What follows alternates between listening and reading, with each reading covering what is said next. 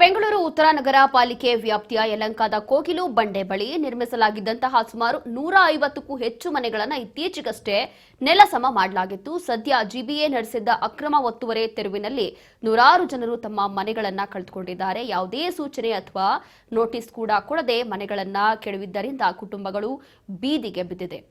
ಇನ್ನು ರಾಜ್ಯ ಮಕ್ಕಳ ಆಯೋಗ ನಿರಾಶ್ರಿತರ ರಕ್ಷಣೆಗೆ ಮುಂದಾಗಿದೆ. ಹಾಗಾಗಿ ಜೊತೆಗೆ ಈ ಒಂದು ಗ್ರೇಟರ್ ಬೆಂಗಳೂರು ಪ್ರಾಧಿಕಾರ ವಿರುದ್ಧ ಆಯೋಗ ಸ್ವಯಂ ಪ್ರೇರಿತವಾಗಿ ದೂರು ಕೂಡ ದಾಖಲು ಮಾಡಿಕೊಂಡಿದ್ದಾರೆ. ಪರ್ಯಾಯ ವ್ಯವಸ್ಥೆ ಕಲ್ಪಿಸುವಂತೆ ಸೂಚಿಸಲಾಗಿದೆ.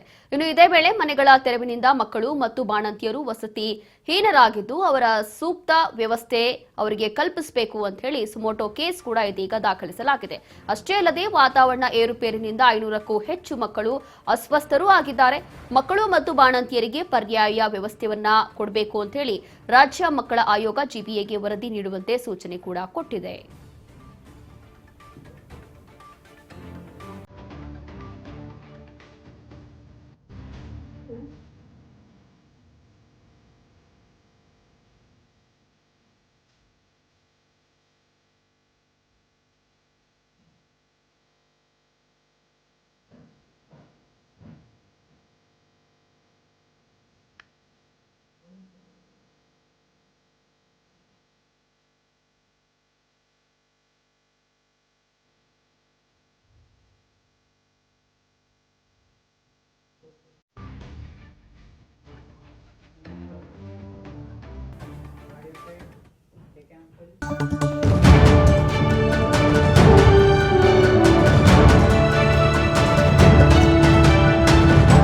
ರಾಜ್ ನ್ಯೂಸ್ ಕನ್ನಡ.